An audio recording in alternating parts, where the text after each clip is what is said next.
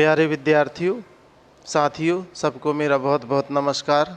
आप लोग बढ़िया होंगे, कुशल मंगल होंगे, इसी कामना के साथ में हम जो है आज का अध्याय शुरू करेंगे। एक बात और आप लोगों से जो कहनी है वो ये है कि जीवन में जो भी परिस्थितियां हैं वो बदल जाएंगी। आप बने रहें और लगे रहें, जो भी परिस्थितियां हैं उससे लड़ते रहें, फाइट करते रहें। अच्छी परिस्थितियां हैं तो भी जो है आप उसको जिएं, और ख़राब परिस्थितियां हैं जीवन में उसको तो आपको जीना ही है। उसमें नर्वस नहीं होना है, उसमें ऐसी परिस्थिति नहीं लाना है कि आप जो है आपके जीवन में कुछ नहीं बचा है। आप समझिए एक ये ख़राब समय है, उसके बाद जो है बहुत अच्छा समय आपके जीवन में आएगा। जीवन का स्वर्ण काल होगा आप लोगों का, और आप जो है बेहतर अपने जीवन में तरक्की कर पाएंगे और बेहतर कुछ काम कर पाएंगे। जहाँ पे कठिनाइयाँ होती हैं बस उसी के दूसरे पीछे वाले हिस्से पे उसका समाधान भी होता है। जीवन में हमेशा सकारात्मक रहिए, आपका जीवन जो है हमेशा अच्छा ही रहेगा, उसमें कोई दो मत की बात नहीं है। हम यहाँ पर जो है आज चर्चा करने वाले हैं भारत लोक अर्थव्यवस्था जो बुक है हमारी, उसका अध्याय 2, उसके टॉपिक जनांकिकी संक्रमण सिद्धांत पर हमारी चर्चा होगी। जनांकिकी संक्रमण सिद्धांत को समझेंगे हम लोग बहुत अच्छे तरीके से, और यहाँ पर हम लोग जनांकिकी संक्रमण सिद्धांत की शुरुआत करते हैं। आपके जनांकिकी संक्रमण सिद्धांत में 3 अवस्थाएं दी हुई हैं। जो लोग कॉम्पिटिटिव एग्ज़ाम की तैयारी कर रहे हैं बच्चों, उनको आगे की अवस्थाएं भी देखनी होगी, क्योंकि ये 12वीं स्तर का है, इसलिए यहाँ पर सिर्फ 3 अवस्थाओं की चर्चा की जा रही है। जनांकिकी संक्रमण सिद्धांत की कितनी अवस्थाएं हैं? 3 अवस्थाएं हैं जिस पर यहाँ पर फोकस किया जाएगा। अब हम आगे की तरफ बढ़ते हैं। देखिए जनांकिकी संक्रमण सिद्धांत है क्या, उसके पहले कुछ चीज़ें हमें समझना होगा। जैसे कि जन्म दर। जन्म दर क्या होती है? 1000 व्यक्तियों पर कुल जीवित जन, ठीक है, ये हो गई जन्म दर। मतलब एक समय में या एक कोई समय अंतराल में देखें तो उसमें जो है कितने लोगों का जन्म हुआ किसी देश में, ये जन्म दर कहलाती है। मृत्यु दर कहलाती है। मृत्यु दर मतलब होता है 1000 व्यक्तियों पर मरने वालों की संख्या। 1000 व्यक्तियों पर मरने वालों की संख्या, ये होता है मृत्यु दर, ठीक है। और प्रवास होता है जो लोग हमारे क्षेत्र से चले जाएं या आ जाएं, मतलब प्रवास को हम कह सकते हैं स्थानांतरण। अब देखिए हम जनांकिकी संक्रमण सिद्धांत की बात कर रहे हैं, लेकिन जन्म दर मृत्यु दर क्यों बता रहे हैं? क्योंकि जनांकिकी संक्रमण सिद्धांत में जो महत्वपूर्ण चीज़ें हैं वो जन्म दर है, मृत्यु दर है और प्रवास है। मतलब एक साल में कोई कितने लोगों की मृत्यु हो गई, ठीक है, और एक साल में कितने लोगों का जन्म हुआ, तो ये जनसंख्या वृद्धि उससे नियंत्रित होती है। इसीलिए जो है आप इन चीज़ों को ध्यान रखेंगे। जन्म दर, मृत्यु दर और प्रवास ये जनसंख्या को बढ़ाते भी हैं किसी स्थान की और घटा भी देते हैं। जनांकिकी संक्रमण सिद्धांत को हम समझें पहले तो इसमें सबसे पहले हमारा जो है समझना होना चाहिए कि हमारी जो पहले अर्थव्यवस्था थी वो ग्रामीण अर्थव्यवस्था थी। ग्रामीण अर्थव्यवस्था थी। वर्तमान समय में जो है हम कौन सी अर्थव्यवस्था में प्रवेश कर रहे हैं? नगरीय में। नगरीय जो स्थितियां हैं, मतलब हम ग्रामीण से नगरीय परिस्थितियों में कैसे पहुँचे।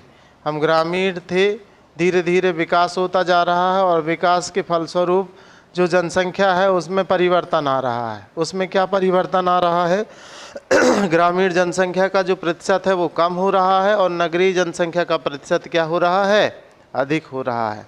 तो समझना क्या है? समझना यहाँ पर सिर्फ इतनी सी बात है कि ग्रामीण जनसंख्या धीरे धीरे करके कम हो रही है और नगरीय जनसंख्या बढ़ रही है।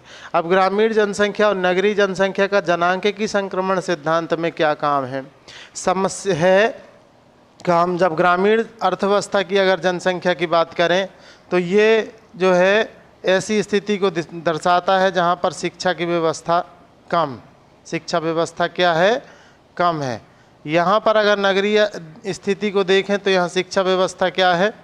बढ़िया है। ठीक है, जब शिक्षा है तो लोगों में जागरूकता आएगी और गांव शहरों में जो है, देखिए यहाँ जागरूकता क्या मिलेगी? ग्रामीण जनसंख्या में कम मिलेगी, क्योंकि साक्षरता का प्रतिशत कम होगा। यहाँ पर जो है लोगों का मतलब नगरीय जनसंख्या में साक्षरता अधिक मिलेगी, तो यहाँ पर जो है जागरूकता भी क्या मिलेगी? अधिक मिलेगी। लोगों के अंदर जागरूकता क्या? अधिक मिलेगी। देखिए इनका जो जीवन होगा वो निम्न स्तर का होगा, निम्न स्तर का होगा। मतलब ग्रामीण जनसंख्या में जो जीवन स्तर है लोगों का निम्न स्तर का होगा, और यहाँ नगरीय अर्थव्यवस्था में लोगों का जो जीवन स्तर होगा वो क्या होगा? उच्च होगा। तो ये सब बातें हैं जो ये बताती हैं कि जब व्यक्ति एक अर्थव्यवस्था या एक देश जिसमें ग्रामीण से नगरीय विकास हो रहा है, ग्रामीण से व्यक्ति कहाँ प्रवेश कर रहा है? नगरीय अर्थव्यवस्था में प्रवेश कर रहा है, तो क्या क्या परिवर्तन होंगे? संभावित ये परिवर्तन होंगे। और इसके साथ साथ जैसे गांव में देखें तो जन्म दर क्या होगी? अधिक होगी। ठीक, और शहरों में क्या होगी? जन्म दर कम होगी। कम क्यों होगी? क्योंकि संसाधन इनके पास में क्या है? उतने नहीं हैं। जैसे खेती बाड़ी वगैरह है, कृषि करते हैं ज़्यादातर ग्रामीण लोग, तो कृषि अर्थव्यवस्था से मतलब प्राथमिक क्रियाकलाप से हम लोग किस तरीके से प्रवेश कर रहे हैं? यहाँ पर द्वितीयक प्राथमिक क्रियाकलाप कहलाएगा ही। इससे हम लोग जो है द्वितीयक, तृतीयक, चतुर्थक क्रियाकलाप में संलग्न हो रहे हैं। मतलब हमारी जो जीवन शैली है वो दिनों दिन क्या होती जा रही है? बदलती जा रही है। देखिए ये सब बातें बताने का मतलब ये है कि आपके दिमाग में ये बात बन जाए कि जब गांव में लोग रहते थे तो जन्म दर क्या थी? अधिक थी। धीरे धीरे करके समाज क्या होता गया? सभ्य होता गया, तो जन्म दर क्या होती गई? धीरे धीरे करके घटती गई। हमारे पूरे विश्व के जितने भी देश हैं उसमें अगर हम बात करें तो यही परिस्थिति देखने को मिलेगी। हमारे भारत में भी आप लोग देखें तो सन 1901 में मात्र 10% नगर थे। आज जो है 31.16% नगर हैं। तो ग्रामीण जनसंख्या कम हो रही है, प्रतिशत कम हो रहा है, और नगरीय जनसंख्या का प्रतिशत बढ़ रहा है। तो ये दोनों कंडीशन ये बताती हैं कि जन्म दर और मृत्यु दर का जो अंतर है वो क्या हो रहा है?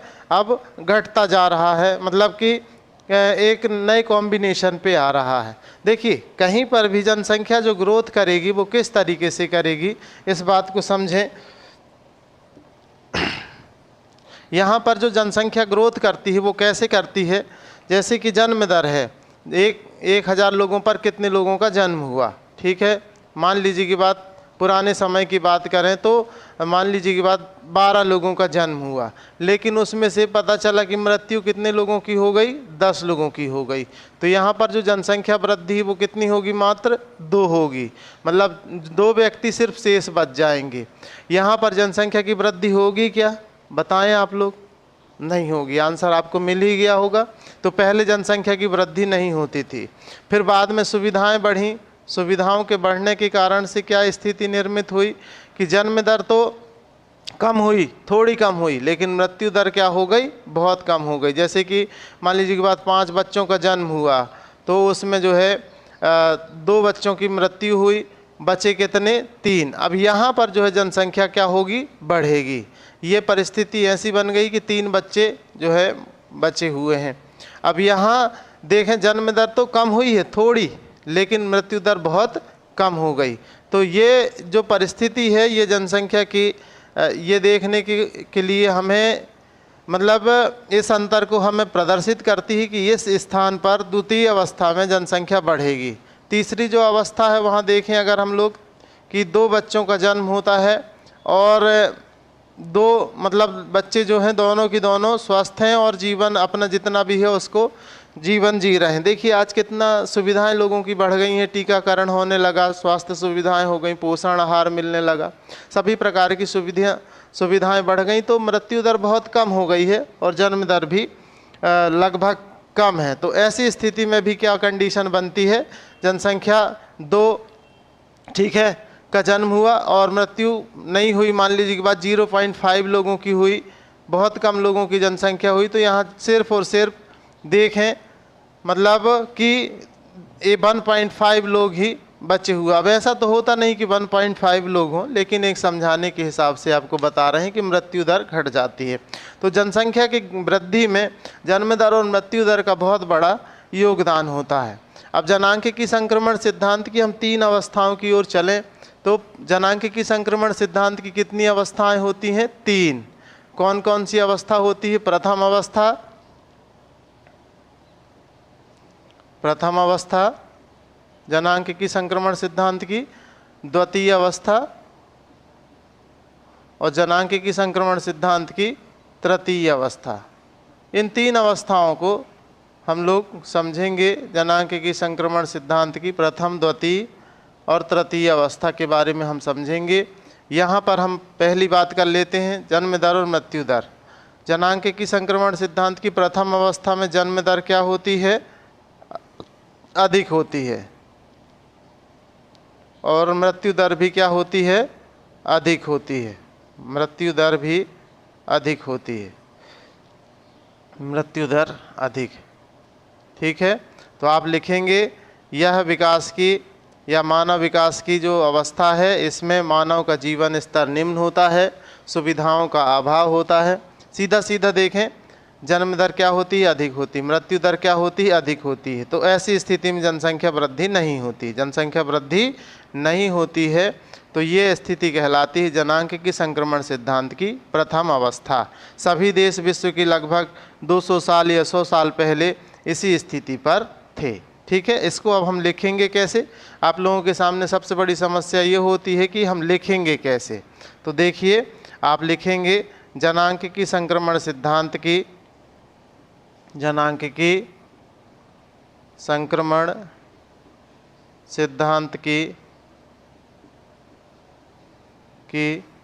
प्रथम अवस्था में जन्म दर व मृत्यु दर उच्च होती है। इसका परिणाम यह होता है, इसका परिणाम यह होता है कि जनसंख्या में वृद्धि नहीं होती है, वृद्धि नहीं होती है। इस समय में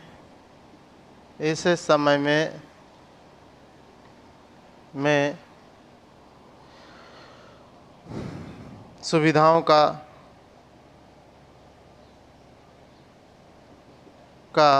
अभाव होता है।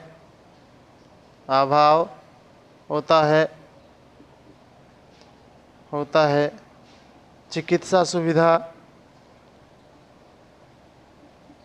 कम होती। सुविधाओं के अभाव में देखिए सभी चीज़ें आ जाएंगी, मतलब कि परिवहन की असुविधा या फिर मनोरंजन की सुविधा या बहुत सारी जो सुविधाएं होती हैं, है ना, शिक्षा की सुविधा, ये सभी सुविधा क्या थी? शिक्षा सुविधा और चिकित्सा सुविधा कम होती है।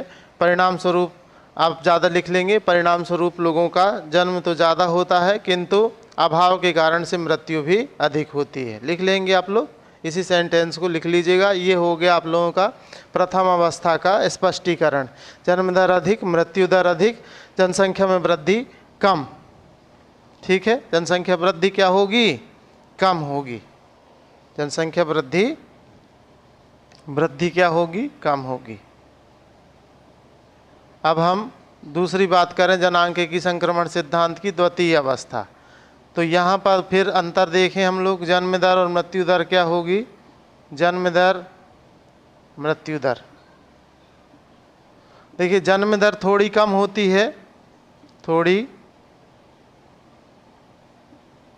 कम होती है, और लेकिन मृत्यु दर बहुत कम हो जाती है, बहुत कम होती है। ऐसी स्थिति में जनसंख्या तेजी से बढ़ती है। ऐसी स्थिति में जनसंख्या में तीव्र वृद्धि होती। कैसी वृद्धि होगी? तीव्र वृद्धि होगी।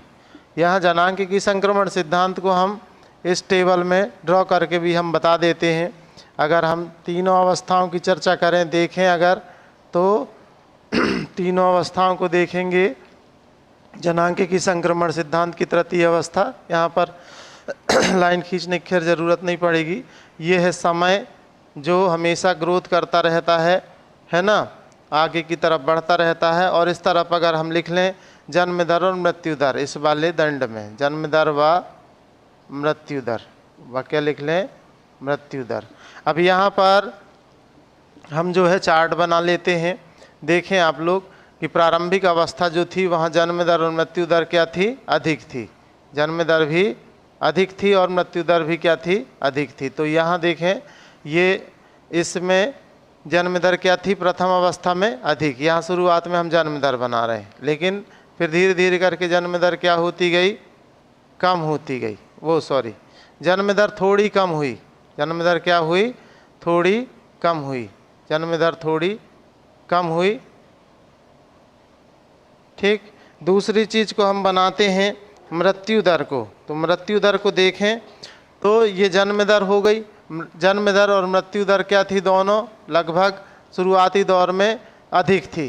धीरे धीरे करके जन्म दर तो क्या रही, उच्च रही, मतलब कि जन्म दर में थोड़ी कमी आई।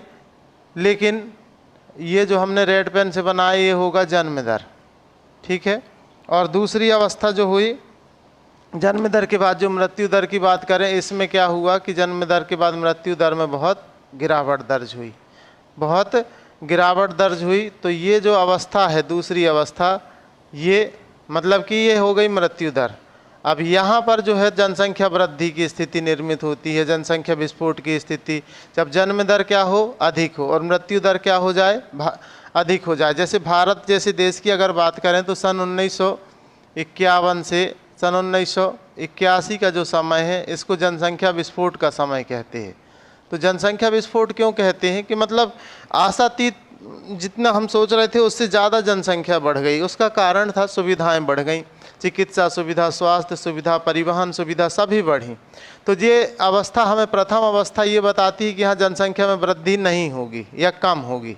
जनसंख्या में वृद्धि क्या होगी, कम होगी। दूसरी अवस्था बताती है कि ये जनसंख्या वृद्धि की अवस्था है। तीसरी अवस्था ये बताती है कि यहाँ पर जन्म दर भी गिर रही है और मृत्यु दर भी गिर रही है। तो मतलब यहाँ पर भी जनसंख्या में वृद्धि नहीं होगी, या स्थिर हो जाएगी जनसंख्या, या धीमी गति से बढ़ेगी जनसंख्या। ठीक है, ये समझ ही गए होंगे आप लोग। तो ये चार्ट आप लोग बना सकते हैं। अगर आप लोग डिस्क्रिप्शन करते हैं तो जो शुरुआत में हमने बताया, डिस्क्राइब करने के बाद ये जनांक संक्रमण सिद्धांत का यहाँ लिखिएगा, जनांक संक्रमण सिद्धांत, और ये चार्ट बनाइएगा जन्म दर और मृत्यु दर का। आप लोग ऐसे डॉट डॉट करके बना दीजिएगा, जन्म दर लिख दीजिएगा, नीचे की एक लाइन सीधी खींच दीजिएगा, मृत्यु दर लिख दीजिएगा और उसको समझा दीजिएगा। तो यहाँ पर जन्म दर थोड़ी कम होती है और मृत्यु दर बहुत कम हो जाती है। इसका परिणाम ये होता है जनसंख्या में तीव्र वृद्धि होती है। अब इसको भी लिखेंगे कैसे, आप लोग इस तरीके से लिख सकते हैं, विकास की अवस्था में, विकास की अवस्था में मनुष्य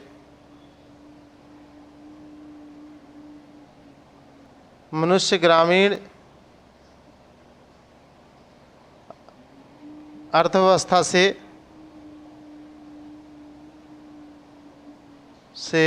नगरीय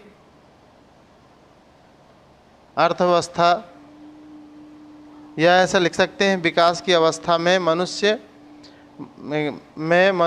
ग्रामीण अर्थव्यवस्था से नगरीय अर्थव्यवस्था की ओर बढ़ता है, व्यवस्था की ओर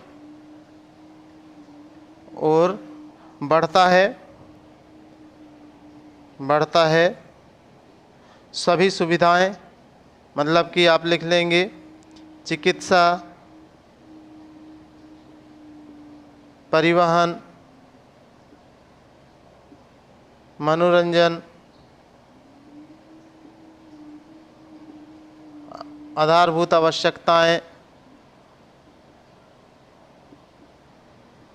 ठीक है, आधारभूत आवश्यकताएं, है ना। आवश्यकताओं, आधारभूत आवश्यकताओं में लिख सकते हैं आप लोग। आवश्यकताओं में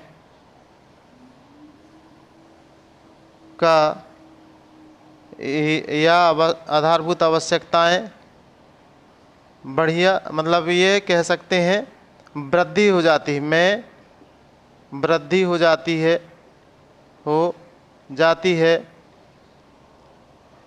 इसका परिणाम यह होता है, इसका परिणाम यह होता है, यह होता है कि जनसंख्या में थोड़ी कमी आती है। जनसंख्या या जन्म दर लिख सकते हैं यहाँ पे अपन। जन्म दर में थोड़ी कमी आती है तथा मृत्यु दर बहुत कम हो जाती है। मृत्यु दर बहुत कम हो जाती है, बहुत कम हो जाती है। परिणाम स्वरूप आप लिख लेंगे आगे, परिणाम स्वरूप जनसंख्या में तीव्र वृद्धि दर्ज की जाती है। यह जनांक संक्रमण सिद्धांत की द्वितीय अवस्था है। ठीक है, लिख लीजिए। कोई फ़ोटो खींचना चाहता है तो खींच लें।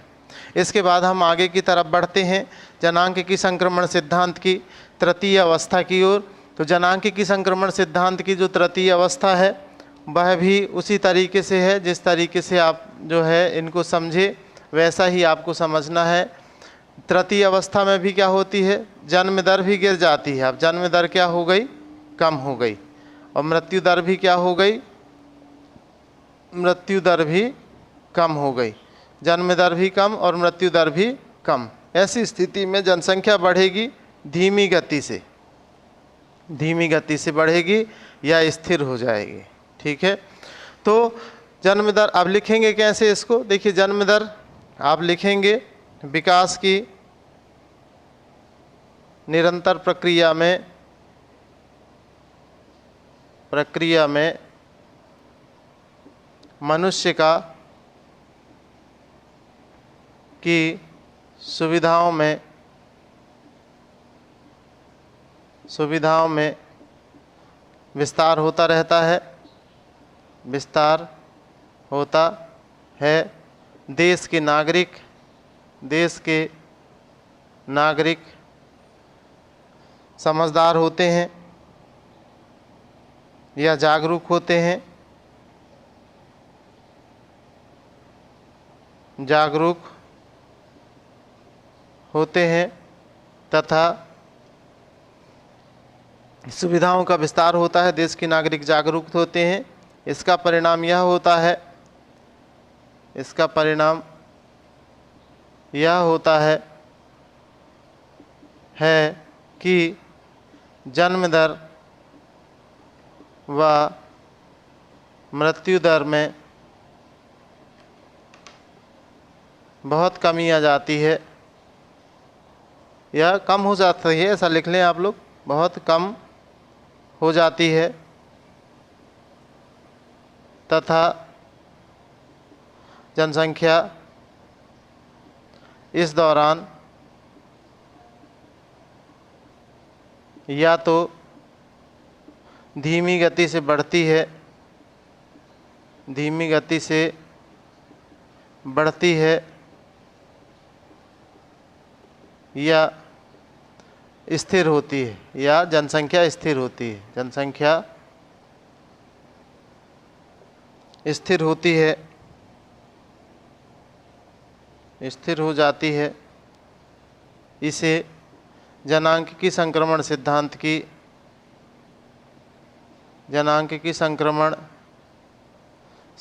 की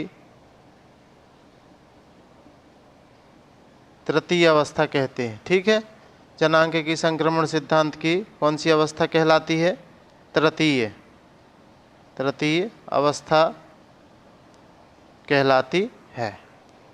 पूरा ही लिख देते हैं, लिखते नहीं बन रहा है हमसे, नीचे की तरफ कहलाती है। ये हो गया तीसरे का डिस्क्राइब, मतलब तृतीय अवस्था।